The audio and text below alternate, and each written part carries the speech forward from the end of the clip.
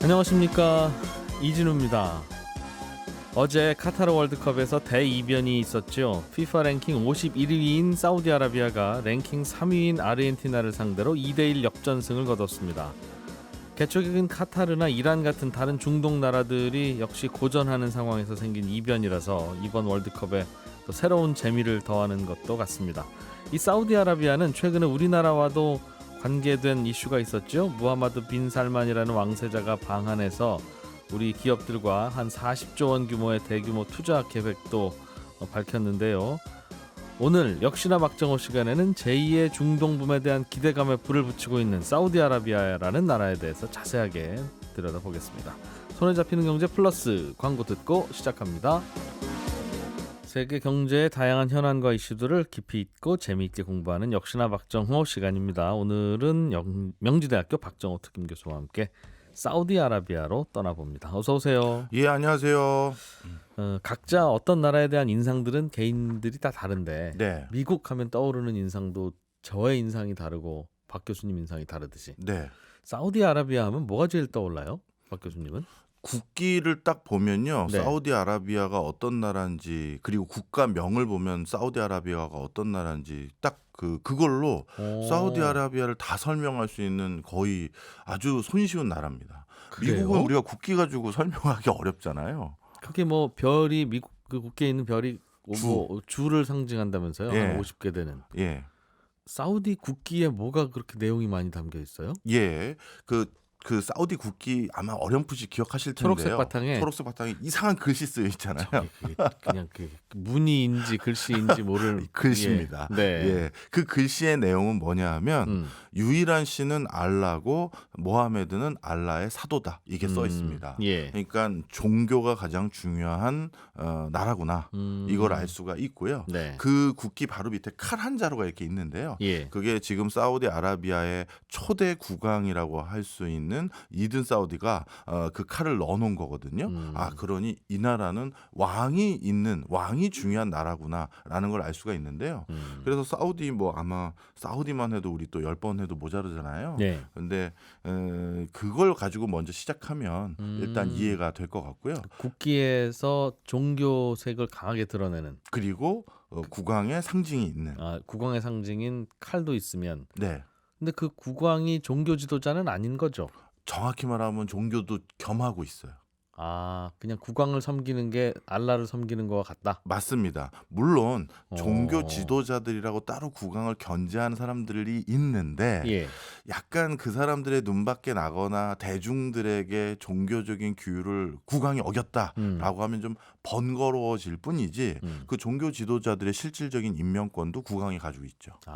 사실상 그럼 국왕이 종교의 이름을 빌어서 나라를 다스리는 뭐 그런 나라네요. 맞습니다. 실질적으로 그 국가명도요. 네. 정확한 명칭이 사우디아라비아가 아니라 사우디아라비아 왕국이에요. 뭐 그게 그런 뜻 아닙니까? 그런데 다른 나라에도 왕국, 킹덤이 들어가 있는 나라들이 좀 있잖아요. 예. 영국도 있고 그러니까 여왕이나 국왕이 있는 나라가 있는데 실제 진짜 우리가 옛날 중세시대 때 알고 있는 그 왕국, 그런 왕국의 모습을 고스란히 가지고 있는 뭐 나라 하나를 꼽아라. 라고 하면 전 세계에서 네, 그럼 당연히 사우디아라비아죠. 네. 왕이 있는 나라들은 있는데 대개는 뭐 왕은 뭐 군림하되 통치하지 아니한다. 그렇죠. 그러면서 상징적으로만 네. 저분이 왕이긴 왕이야 하고 국민들이 넘어가는데 그렇죠. 사우디는 진짜 우리 조선 고려 때 왕처럼 저분이 진짜 왕이고 저분이 넘버원이야. 맞습니다. 힘도 굉장히 강하고. 예. 실질적으로 여러 그 정부의 행정 기관들의 어떤 명칭을 봐도 네. 그걸 쉽게 알 수가 있는데요. 먼저 그럼 의회 가지고 한번 말씀드려 볼까요? 사우디의 의회라는 공식 명칭을 가진 뭐 국가 기관은 없어요.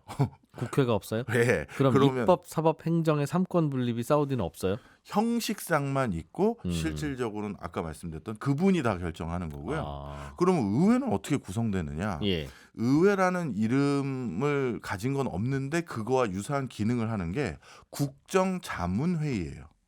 여기서도 중요한 그 한계사항이 보이죠. 네. 자문만 하는 거지 감히 뭘 결정할 수 있는 건 없어요. 네. 저희 의견을 말씀드리자면 굳이 말씀드리면 이겁니다. 그렇죠. 그러나 굳이 말씀드리면 폐하 뜻대로 하소서. 그렇죠. 그래서 국정자문 회의고요. 네. 그럼 그 국정자문회의에 모든 국회의원들이 있을 거 아니겠습니까? 그 국회의원들은 선거로 결정하느냐가 아니라 의장과 그 국회의원들은 왕이 임명하는 거예요.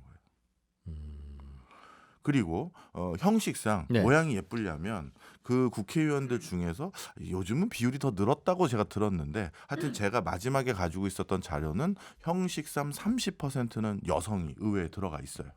그러니 이 형태는 잘 갖춰져 있죠. 네. 네. 그다음에 헌법. 법은 어떻게 되느냐? 실질적으로 법이라는 것이라고 할 수 있는 게 결국은 뭐라고 헌법 같은 거에 명시가 돼 있냐면 모든 법적 근거는 쿠란에 근거한다라고 써 있거든요. 네. 그런데 우리가 가끔 중동의 여러 역사라든가 사회 문화를 배울 때는 쿠란도 있지만 샤리아라는 거가 이제 같이 이제 나오거든요. 그럼 이 두 개의 관계가 어떻게 되는 건지 많은 분들이 궁금해 하시더라고요. 쉽게 얘기해서 샤리아에 근거해서 통치합니다. 이거는 이 샤리아는 크게 네 가지로 나눠지는데요. 우리말로 번역하면 그게 율법입니까? 그렇죠. 예. 네, 율법인데 이 율법은 크게 다시 네 가지로 나눠지는데 쿠란하고 순나하고 이즈마하고 키아스 이 네 가지로 나눠집니다. 그 중에 이제 쿠란이 바로 이슬람 이거는 율법이 아니라 경전이고 예. 이 경전이 가장 기초가 되고 중요한 원천이고요. 모든 헌법적 상황은 쿠란에 근거하고 있고 헌법에 명시되지 않는 건 쿠란을 따른다 이런 조항들까지 있어요. 네. 그러니까 이게 가장 법적 근거가 되는 것이고요. 원칙인 거죠 일종의. 그래서 판사가 판결을 할 때도 먼저 쿠란을 찾아봅니다. 네, 경전에 뭐라고 써 있지? 뭐 이걸 보고 네. 이렇게 하면 되겠구나 이렇게 되는 거고요. 그런데 그 경전에 모든 게 다 들어가 있진 않을 거 아니겠습니까? 그렇죠. 예. 그래서 순나라는 게 있는데요. 이 순나는 뭐냐 하면 모하메드의 언행들을 바탕으로 해서 무슬림의 생활 방식으로 이 일종의 기록해 놓은 것입니다. 예. 그래서 이 순나에 어긋나면 이거는 우리의 문화 행태에 어긋난다 해서 이제 그다음 또 제재가 가해질 수 있는 근거가 되는 거예요. 예. 그다음에 이즈마나 끼아스는 뭐냐면 쿠란이나 순나보다도 좀 사회적으로 덜 중요한 것들 이런 것들에 대해서 그리고 또 직접적으로 쿠란이나 뭐 순나에서 언급되지 않아서 해결되지 못하는 것들에 대해서 그동안 종교학자들이 나름대로 합의 보고 연구해가지고 요런 특이한 경우가 생겼을 때는 예. 우리 요렇게 해보자라고 일종의 판결을 내렸던 판례들이 있잖아요. 그걸 모아놓은 것이다. 이렇게 보시면 돼요. 그게 법이다 사실상. 이게 다 법이에요. 그러니까 뭘로 지배한다? 종교로 지배하는 사회인 거죠. 그 이후에도 조금씩 그런 방식으로 업데이트를 하는군요. 네. 하기야 예전에 쿠란이 만들어질 때는 자동차가 없었을 때니까 불법 주차하면 과태료가 얼마다 이런 거 없을 거 아니겠습니까? 없죠. 맞습니다. 예, 바로 그래서 지금 방금 말씀드렸던 시대상이 바뀌어가면서 전부 변화되는 그런 내용들이 진짜 경전에 없다 보니까 그렇군요. 이렇게 그 뒤에 율법적인 해석을 바탕으로 법체계를 만든 거죠. 아직도 왕이 다스리는데 떳떳하게 그냥 왕입니다 하는 나라였네요. 대놓고 떳떳하게 왕입니다 하는 나라고요. 보통은 그게 그냥 한 사람이 다 통치하고 그 왕위를 계속 물려받는다는 게 좀 뒤처진 문화로 보이니까 사실은 그런 독재자의 나라가 뭐 얼마나 많습니까? 북한도 그렇고 우리도 한때 그랬고요. 근데 그럼에도 불구하고 그때는 형식적으로는 조선민주주의 인민공화국 우리나라도 민주공화국이었잖아요. 네. 왕은 없었죠. 어떤 한 사람이 그냥 왕 노릇을 하고 있었던 거죠. 예. 근데 이 나라는 그런 흉내도 굳이 내고 싶지 않아 하는 겁니까? 대놓고 왕? 처음에 이든 사우디라는 그 이제 초대 국왕이죠. 예. 이 사람이 경쟁 어떤 부족을 제압을 하고 사우디아라비아 전 반도를 이제 거의 통합을 합니다. 그리고 나서 형식적으로는 뭐 상권 분립과 법과 제도에 의한 통치를 표방을 하시긴 했어요. 네. 그렇지만 실질적으로는 그것은 그냥 형식적인 요건에 가깝고요. 사우디아라비아는 그냥 왕이 곧 법이고 왕이 곧 복지고 왕이 곧 그 뭐라고 해야 되나요? 경제예요. 네. 실질적으로 사우디아라비아는 이 통계가 더 정확한 건데요. 많은 분들이 사우디아라비아에 대해서 오해를 하고 있는 게 석유 없으면 못 사는 나라 이렇게 돼 있잖아요. 예. 근데 통계상으로는 석유의 비중이 이제 45%까지 내려왔어요. 아, 사우디가 파는 수출품에서. 네. 그리고 55%는 사우디 전체 GDP에서 석유가 아닌 다른 것들로 채워져 있거든요. 근데 물론 거기에서 있던 건설이라든가 무역이라든가 무슨 교육이라든가 이것도 들어가 보면 석유 없이는 가동되는 건 아니지만 그렇죠. 예, 1960년대 70년대만 하더라도 이 똑같은 기준표를 가지고 했었음에도 불구하고 그때는 석유의 비중이 80%였거든요. 사우디도 다른 산업들, 네. 약간의 제조업, 뭐 서비스업 이런 것들이 꽤 크고 있다는. 예, 크고 있습니다. 그러다 보니 사우디는 그러면 석유 아닌 것들도 있구나 뭐 하면서 이제 좀 헷갈릴 수가 있는데 네. 그럼 사우디의 주력 산업은 뭐지? 이렇게 그 산업 분류로 보면 좀 복잡할 수 있는데 예. 이렇게 보시면 간단해요. 사우디의 관에서 지배하는 경제적인 영역이 70% 가까이 돼요. 정확히 말하면 80%가 넘을 겁니다. 그러니까 사우디의 대표적인 기업들과 모든 그럴싸한 회사들은 전부 국왕의 회사예요. 그러니까 쉽게 얘기해서 사우디는 어떤 업종이든 무슨 왕이 하는 것들이다 이렇게 생각하시면 다 쉽게 이해가 되시는 거죠. 회사 세울 때도 나라 돈으로 세우면 나라 돈이 왕의 돈이니까. 그렇죠. 그러면 사우디 왕세자가 돈이 많다 그렇게. 네, 만수르보다도 많다. 네. 그런 이야기 들은 게 그럼 그 개인 재산이라기보다는 나라 재산이네요. 제가 이게 이제 우리의 선입견인 거예요. 예. 사우디는 아직도 중세에 가깝다니까요. 네. 개인이 나라고 나라가 나예요. 아니 그게 제가 이제 궁금한 건 네, 예를 들면 제가 재산이 100조 원이 있다고 쳐요. 네, 이 100조 원은 오로지 저를 위해서 써도 되잖아요. 네, 내가 100조 원이니까. 네, 그런데 사우디 왕세자가 100조 원이 있으면 네, 그거는 왕세자 혼자 쓰면 네. 국민들은 어떡합니까? 사우디 탱크도 사야 되고 미사일도 사야 되는데 그러니 사우디 왕세자는 그러네. 그 돈에서 미사일도 사고 탱크도 사고 국민들 복지도 해줘야 되는 거잖아요. 그러면 제가 가진 100조 원과 사우디 왕세자가 가진 100조 원은 비교해보면 금액은 같지만 제가 100조 원 있으면 그게 훨씬 더 부자죠. 내 맘대로 나를 위해서 쓸 수 있으니까. 그거 아닙니까? 그게 아니라는 거예요. 그래서 이 나라가 무서운 나라라는 거예요. 방금 국방을 예로 들으셨으니까 국방으로 말씀드리면 예. 그 군사력을 왜 갖춰야 되는지가 또 법으로 명시돼 있을 거 아니겠습니까? 근데 군사력을 사우디가 갖춰야 될 이유가 명시된 내용이 성지인 메카와 메디나를 지켜야 되고 네. 왕실을 지켜야 되는 것으로 명시가 되어 있는 거예요. 예. 그러니까 국방에 돈을 쓰는 것도 국민들을 지키는 게 아니에요. 목적이 종교의 수장인 나와 관련된 일을 지키기 위해서 이걸 무기를 사고 탱크를 사고 하는 거예요. 그리고 사우디의 복지 시스템도 국민들이 당연히 내가 국민으로서 누려야 될 기본적인 권리다가 아니라 네. 사우디의 복지는 국왕의 선정이에요. 그러니까 만약에 누군가가 어려운 일을 당했잖아요. 네. 그러면 어떻게 한다? 어떻게든 사우디 매스컴이라든가 왕실 근처에서 계속 자기를 노출시켜야 돼요. 계속 절을 하고 있거나 피켓팅을 들면서 국왕폐하 뭐 저희 딸이 아픕니다 이런 걸 하면 그게 지나가다가 국왕이 보잖아요. 네. 저 친구 참 안 됐네. 도와줘라 하면 진짜 어마어마한 파격적인 도움을 줘요. 그게 그렇고 계속 보도가 되고. 근데 그게 자기 재산에서 도와준다는 거죠. 그렇죠. 자기 재산이 국가의 재산이고 국가의 재산이 자기 재산인 거예요. 그래서 이거는 그 경계가 모호한 거예요. 알겠어요. 네. 이게 일단 사우디 비즈니스를 하려면 여기서부터 그거를 분명히 이해를 해야 됩니다. 그냥 그거는 진짜 단순한 표현이 아니라 예. 진짜 그냥 그 나라는 이 국왕이 모든 걸, 이 국왕 가족들이 네. 모든 걸 결정하는 나라다 이렇게 보시면 되는 거죠. 그럼 최근에 방한한 왕세자는 그분은 세자니까 네. 왕이 따로 있는 거죠. 맞습니다. 살만 국왕이 현재 통치를 하고 예. 왕세자인 빈살만이 왕세자로 활동을 하는데요.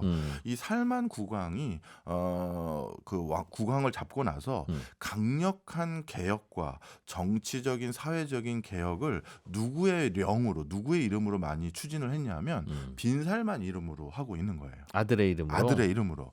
이게 좀 특이한데요. 국왕은 기존의 기득권이라고 할 수 있는 보수적인 이슬람 그 어떤 종교 세력들 그리고 국가적인 전반적인 분위기를 존중하려고 해요.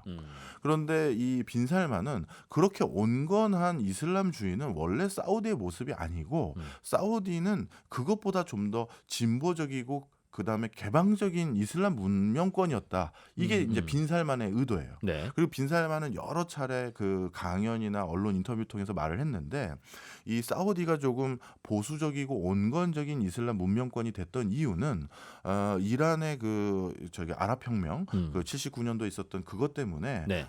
우리 사우디도 의도치 않게 이렇게 저 온건하고 보수적으로 바뀌었던 것이지 우리가 원래 지향했던 모습은 그게 아니다라고 빈살만은 그걸 추구하고 있는데 아버님은 그런 아들의 행보를 네. 그냥 적극적으로 지원해주고 있어요. 그러면 다시 엄격한 이슬람으로 가자가 사우디의 방향이에요? 그게 아니고 예. 본인은 그걸 슬쩍 추진하는 척하지만 국왕은 아들이 하는 개방적인 노선을 다 그냥 수용해주고 있어요. 그래서 빈살만이 왕세자가 되고 나서 했던 예. 가장 사우디에서 큰 변화는 여성이 운전을 하는 나라로 바뀌었다는 거예요. 그 전에는 아니었었거든요. 왕세자 빈살만은 개방주의를 하는 분이군요. 그러니까. 맞습니다. 더 다른 그 이슬람 문명권이 보기에는 오히려 급진보적인 성향의 왕세자라고 불리울 정도까지 행보를 좀 하고 있어요. 이란은 다시 원칙으로 돌아가고 있는 것 같고. 그렇죠. 그 이슬람권의 나라들은 그러니까 진짜 정통 이슬람 엄격한 얼굴 다 뒤집어 쓰고 다니는 걸로 가느냐, 네. 아니면 거기서 이제 좀 서구화되느냐, 그게 왔다 갔다 하는 거군요. 맞습니다. 예, 정확한 지적이세요. 그런데 사우디는 요즘 서구화 쪽으로 방향을 잡고 있고. 네. 그리고 종교 얘기 간단히 또 해주셨으니까 그것도 좀 마저 말씀을 드리면 우리가 또 가지고 있는 중동의 선입견은 이란은 시아파, 네. 뭐 예를 들어서 사우디는 수니파, 뭐 이렇게 나누잖아요.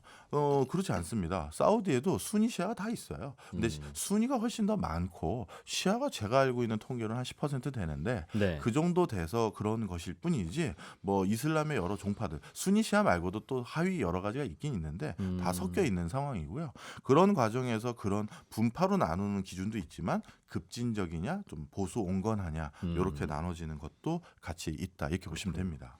자, 그러면 또 한 가지 빈샬만은 그렇게 급진적이니 개혁 개방하고 서구적인 물물을 좀 적극 수용하고 하니 뭐 민주화라든가 상권 분립이라든가 이런 것도 추구할 것 같아 보이지만 예. 형식적으로는 추구하지만 역시 이건 이 나라는 내 거야. 이거를 넘는 거는 절대 수용하지 않아요. 개방적이고 너그러운 이미지를 갖는 국왕, 왕이고 싶어. 왕인 거죠. 예.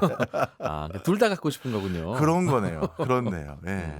자, 그런 이 그 빈살만이 특히 이제 추진을 본격적으로 하기 시작한 게 코로나19 뒤에 본격화될 탈석유에 대비해야겠다. 요게 하나예요.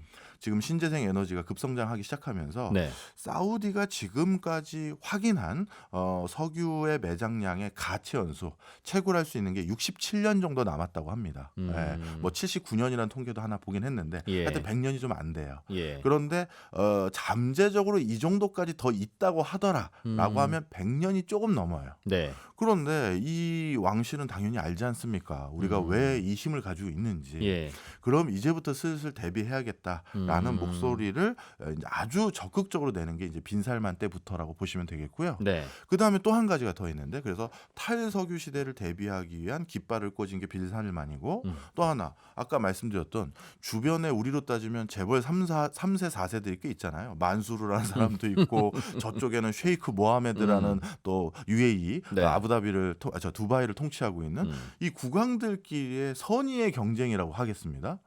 이쪽에서 세계에서 제일 높은 걸 뭐 빌딩을 지었다. 예. 그러면 알았어, 내가 더 높이 지어줄게.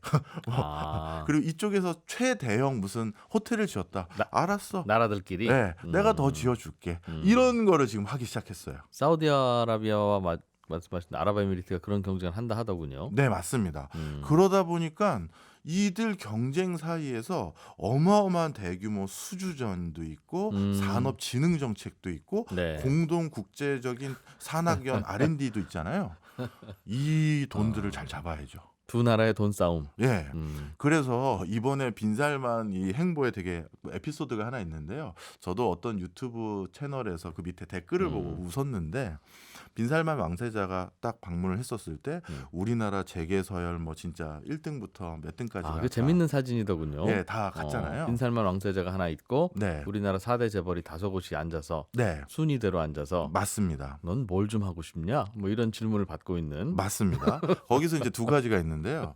원래 4대 재벌 정도 되시는 분들도 일정이 많을 거 아니에요. 빈살만이 내가 그때밖에 시간 안 돼. 다 그때 맞춰. 맞춰. 다 맞춘 거예요. 그리고 또 한 가지가 그분들의 재산을 다 합쳤는데 빈살만의 1%가 안 됐나 뭐 그런 에피소드가 있더라고요. 이어지는 2부에서는 사우디가 예상하고 있는 석유 종말의 시대 어떻게 대비하고 있고 우리에게는 어떤 영향을 줄지 들어보겠습니다. 명지대학교 박정호 특임 교수와 함께하고 있고요. 저희는 2부에서 돌아오겠습니다. 예, 세계 경제 현안을 재미있게 공부하는 역시나 박정호 시간, 명지대학교 박정호 특임 교수와 함께하고 있고요. 사우디아라비아 이야기 재미있게 들어보고 있습니다.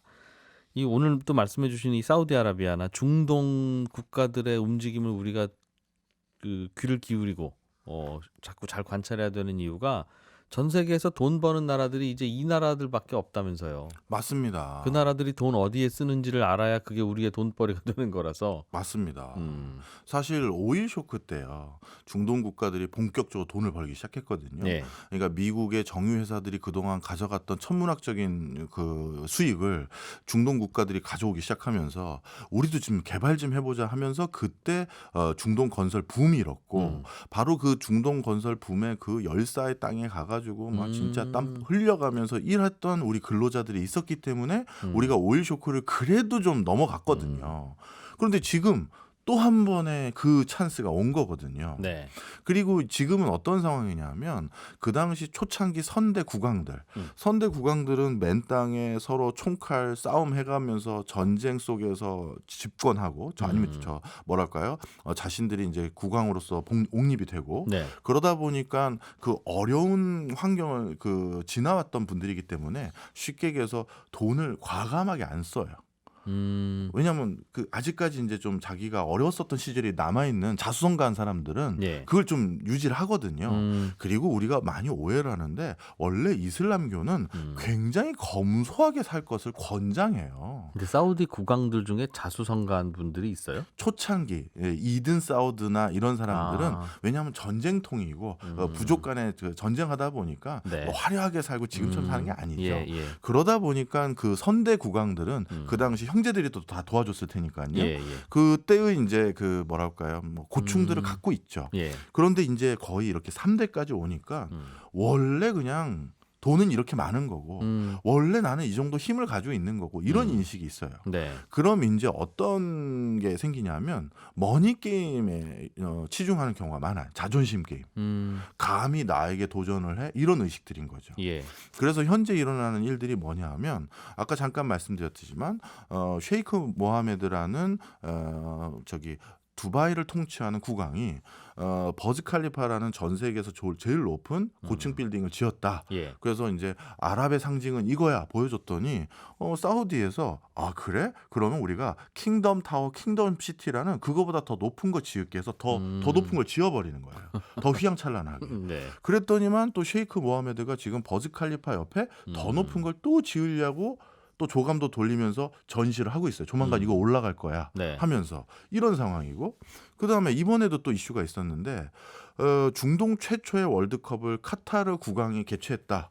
이게 기분 상한 거예요. 아, 또 자존심 상할 일이군요. 네, 그렇죠. 그래서 뭐 전부 에어컨 틀어가지고 뭐 이 더운 나라에서 경기하기 쾌적한 환경 만들려고 한 200조 썼다고? 네. 좋아. 그러면 우리 사우디는 그래서 뭘 지금 추진하느냐? 저도 보고 웃음이 났는데 사우디에서 동계 올림픽을 하겠대요. 아, 이거 황당해서 죽겠어요. 그래서 이런 경쟁을 지금 하고 있는 거예요. 타고난 부자들은 이런 정도까지 싸움을 하거든요. 그러다 보니까 우리 같이 수주하에서 먹고 사는 나라들 같은 경우는 감사하죠. 감사한 거죠. 그러니 아까 1부 때 잠깐 말씀드린 것처럼 야 왕세자가 일정 안 맞는데 우리가 다 일정 맞추자 해서 재벌 1등부터 5등 뭐 그 밑에도 다 시간 맞춰서 같이 가서 이렇게 얼굴 비치고 그게 이제 지금의 우리의 상황이라는 거고요. 요것도 잠깐 얘기했으니까 오해 푸시라고 말씀을 드리면 사우디에도 눈이 내립니다. 예, 이게 또 이제 사우디에 대해서 큰 오해인데 네. 그냥 해만 쨍쨍 비치고 더운 곳이라고 생각하는데요. 사우디는 그 아라비아 반도에서 동쪽 연안이 있고 네. 서쪽 연안이 있고 가운데가 있는데 우리가 생각하는 사우디의 모습은 그 대륙 그 가운데 그걸 생각하는 것이고요.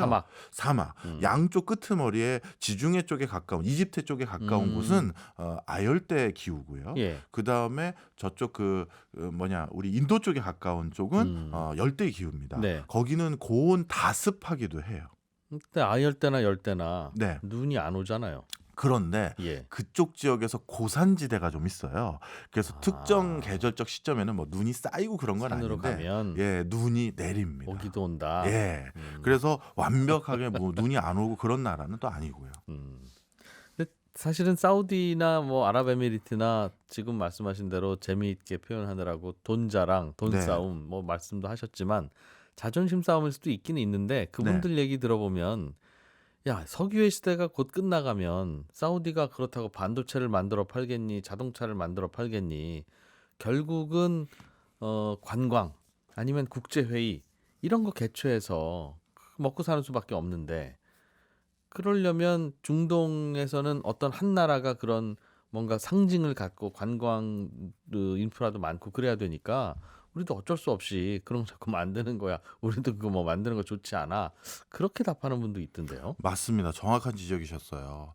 어떤 인접한 이런 공간이 있으면 허브 공항이라든가 아니면 무역 허브라든가 그 동네를 관장하는 금융을 총괄하는 뭐 헤드쿼터들이 한 도시에 있는 게 통상적이거든요. 네. 근데 그 도시가 자국의 어딘가에 놓여지기를 희망하면서 카타르, UAE, 그다음 사우디가 이렇게 진짜 어마어마한 투자를 하는 목적이 그거고요.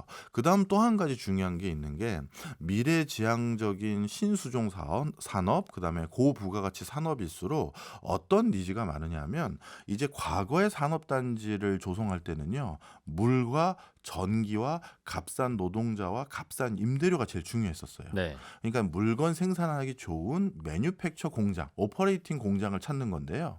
지금은 이제 어떻게 되느냐?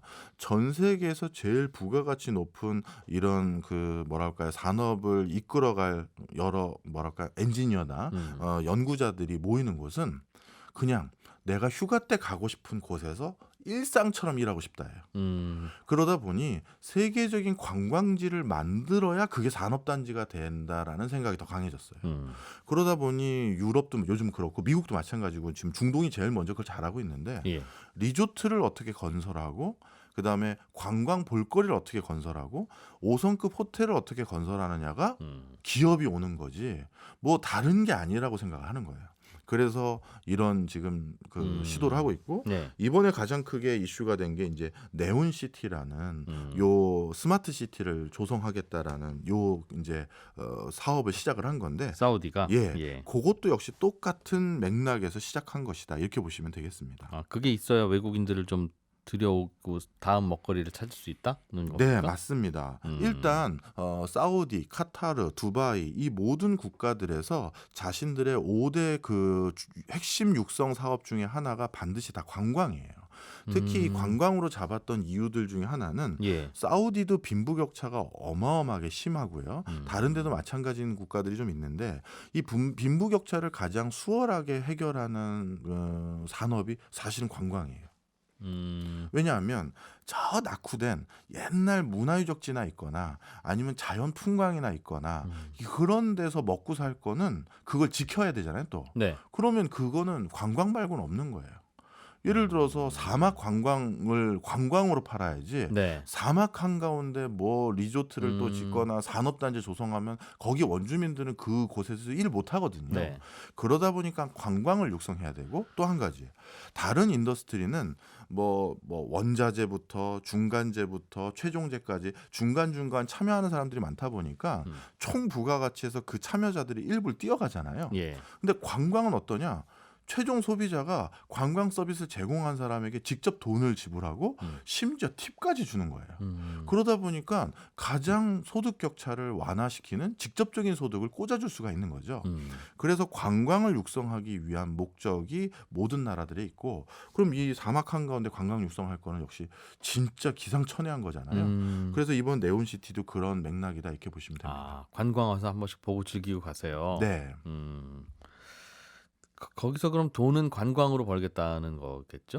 관광이 일단 되면 그 과정에서 이제 그쪽 지역에 그 뭐랄까요, 기업들이 올 거라고 믿고 있고요. 네. 특히 네온시티는 뭐 사우디 어디에 놓여져 있냐면 이집트와 사우디가 바다를 하나 끼고 수에즈 운하를 맞보고 있거든요. 예. 바로 그 수에즈 운하에 바짝 붙어 있는 사우디아라비아 끝 그쪽에 이제 이 네온시티를 건설하겠다는 거예요. 바닷가 예, 도시예요? 바닷가에. 예. 그래서 바다에는 수상 산업단지를, 바다 위에 산업단지를 만들고 그다음에 그 바로 뒤에 주거단지가 바로 네온시티라는 건데요. 예. 거기다 만든 이유가 교통의 요충지잖아요. 거기가. 예, 수에즈 운하 왔다 갔다 하니까. 음. 그러다 보니까 그 교통의 요충지에다가 이걸 또 만들어서 뭐 두바이나 카타르가 감히 따라올 수 없는 곳으로 만들겠다라는 그런 걸 하고 있는 상황입니다. 이게 2023년 완공, 2023년에 30년 완공 뭐 이런 계획을 갖고 있더군요. 네, 근데 그것도 이제 1단계 조성을 말하는 것 같아요. 좀 설명을 드리겠습니다. 제가 원래 제일 많이 하고 있는 연구 중에 하나가 클러스터라는 연구예요. 예. 클러스터라는 게 쉽게 말씀드리면 가깝게 살다 보니 그러다 보니 시너지가 잘 나고 소통이 잘 돼서 뭔가 플러스 알파가 생긴다. 뭐 이런 개념입니다. 쉽게 예, 말씀드리면.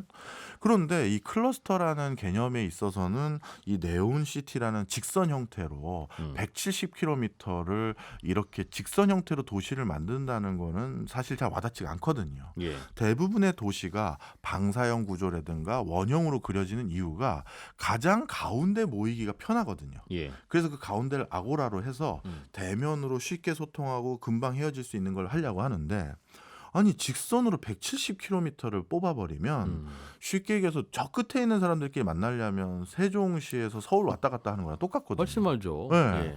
예. 이걸 어떻게 이걸 하는 거지 했는데 지하에 초고속 열차를 왔다 갔다 하게 하고, 얼마나 초고속이 있길래요? 그게 이제 우리 그 뭐죠, 테슬라가 하는 하이퍼루프 같은 거. 예. 음. 서울에서 부산까지 뭐 15분이면 간다는 거 있잖아요. 아. 그런 수준의 거기에 준하는 초고속 열차로 지하에서 왔다 갔다 하고요. 네. 우리가 생각하는 일반적인 그 자동차는 이 도시에서는 안 다녀요. 그래서 다 자율주행 자동차고, 네. 그 다음에 전부 모노레일 같은 게 있어서 사람들이 그냥 이동의 수평적인 이동도 굉장히 원활하고요. 예. 그 다음에 이 도시는 우리의 선입견을 깬다는 거예요. 우리는 누구 만나려면 옆으로 횡적으로 이동해야 만나는 거잖아요. 여기는 버티컬, 수직으로 이동하는 것을 더 추진해 보겠다는 거예요. 엘리베이터, 에스컬레이터로요? 맞습니다. 그래서 벽을 세우는데 그 벽의 높이가 쉽게 얘기해서 우리 롯데타워라고 새로 지은 거 있잖아요. 잠실에. 예. 그 높이만 한 것을 170km를 옆으로 계속 펼치겠다는 거예요. 아, 거대한 벽 같은 걸로. 예. 근데 벽의 높이가 그 초고층 건물 높이와 비슷하다는 거죠? 맞습니다. 그런데 그 아. 벽 중간중간에 다 사람들 주거 공간, 회의실, 오피스 게 있다는 거예요. 그러니 우리가 이제 제가 기자님 만나러 가면 옛날에는 기자님 동네로 옆으로 자동차 타고 이동해야지가 아니라 네. 위아래로 이동하는 형태로 도시의 집적도라든가 대면 서비스 이런 것들이 가능하도록 하겠다는 굉장히 독특한 그림을 그린 거예요. 근데 이 그림을 누가 그렸느냐? 대부분 당연히 건축 전문가가 해야 되잖아요. 네. 소문에 의하면 빈살만이 직접 하나하나 스케치에 굉장한 관여를 했다는 거예요. 네. 야, 이렇게 해봐 하면서. 사실 그 정도 돈 있으면 뭐 뭔가 이렇게 또 과감하고 와. 이 정도는 거의 오만하다고 할 정도의 도전인데 우리 인류의 여러 선입견을 내가 한번 깨보겠다 예. 하는 형태고, 본인이 이런 것들을 디자인하기 위해서 정말 많은 SF 영화들도 영감 얻으려고 보셨고, 그 최근에 마블 시리즈의 그 와칸다인가요? 뭐 예. 아프리카에 있는 뭐 그런 걸 굉장히 많이 보셨대요. 상상도를. 그걸 보시고 이걸 직접 스케치하는데 엄청난 관여를 했다고 합니다. 네. 이게 생긴 게 저도 사진을 봤는데 저기 저 파주에서 대전까지를 쭉 선으로 긋고 거기에다가 이번에 새로 생긴 100층 넘는 그 롯데 건물 같은 걸 쭉 그냥 빽빽하게 짓겠다는 거잖아요. 맞습니다. 파주부터 청주까지. 네. 그 돈 있어요? 그 돈은 충분히 있으신 분이죠. 와. 돈 걱정은 안 하는 분이고요. 그럼 그냥 그 돈 가지고 살면 안 됩니까? 그 생각은 제가 안 해봤네요. 사우디의 이 수천 년 후의 미래까지도 생각해야 된다는 뜻인가요? 그 사우디는 좀 그럴 수 있는 게 음. 있습니다. 왜냐하면 저번 시간에 카타르 얘기 드렸을 때 예. 카타르의 순수 자국민은 35만 명 정도밖에 안 된다고 말씀드렸잖아요. 음. 사우디는 인구가 1,200만 명이 가까워요. 네. 그러다 보니까 인구수가 좀 많죠. 그래서 그 많은 숫자를 먹여 살리기 위해서는 충분한 미래 먹거리가 좀 필요해 보이고요. 그것 때문에 사우디는 요즘 외국 기업을 유치할 때 두 가지 전략을 하는데, 일단 아무나 사우디에 와서 사우디에 연고도 없는 사람들이 돈 벌고 가게 하거나, 네. 사우디는 돈을 쓰는 회사거든요. 오신다고요? 그럼 건물도 지어줄까? 뭐 장비도 사줄까? 이런 곳이잖아요. 그래서 그냥 그거 탐나가지고 막 그냥 무작정 오는 사람들이 많았던 거예요. 네. 그래서 스폰서십 제도라는 걸 만들었어요. 그래서 사우디의 누군가가 내가 이 회사를 스폰할게, 이게 있어야 돼요. 그래야 올 수가 있고. 사우디 국민 중에 누군가가. 네, 대부분 일반 국민은 아니고 좀 명망이 있는 사람이죠. 네. 그래서 스폰서십이 누군가가 체결이 되면 개인을 말하는 겁니다. 네. 그럼 그 사람의 지도 편달 아래 그 회사를 지원해 줄 수 있는 이제 권한이 생기는 거예요. 네, 그게 하나 있고. 많이 또 많이 주죠, 또. 아닙니다. 그 다음에 두 번째가 이제 외국 기업들인데, 네. 이 외국 기업들에게 또 어마어마한 지원을 또 해주는 게 또 이런 제도들과 함께 맞물려져 있죠. 그렇군요. 뭐 제가 농담삼아 그냥 사시면 안 됩니까? 그 돈 많은데라고 말씀을 드렸는데, 아마도 사우디 왕세자도 사우디 국민들이 지금 석유 때문에 그냥 가만히 잘 사니까 별 얘기 없지, 석유 다 떨어지고 나서 가난해지기 시작하면 저 왕 뭐 하는 거냐 그러면서 내려오라고 할 거다. 그러니까 다른 걸로 자꾸 잘 살게 만들어줘야 되는 압박은 있을 거예요. 아마 그런 게 있는 것 같습니다. 예. 그래서 요즘은 최근 빈살만 왕세자 되고 나서 어떤 걸 또 적극적으로 지원하고 있냐 하면 국비죠. 전액. 예. 네. 유학생을 10만 명 보냈어요.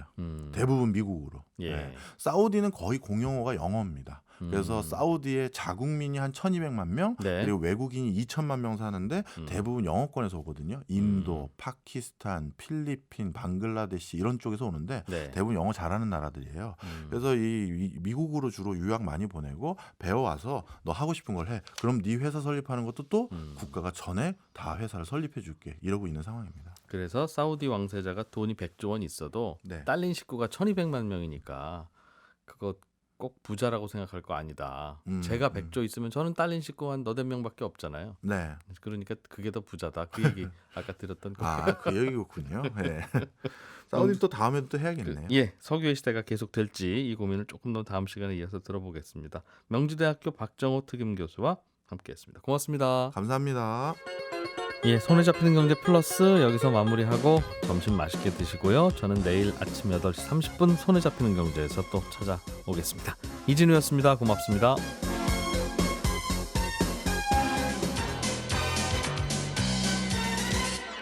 더 깊고 더 재미있는 경제 이야기. 이진우의 손에 잡히는 경제 플러스.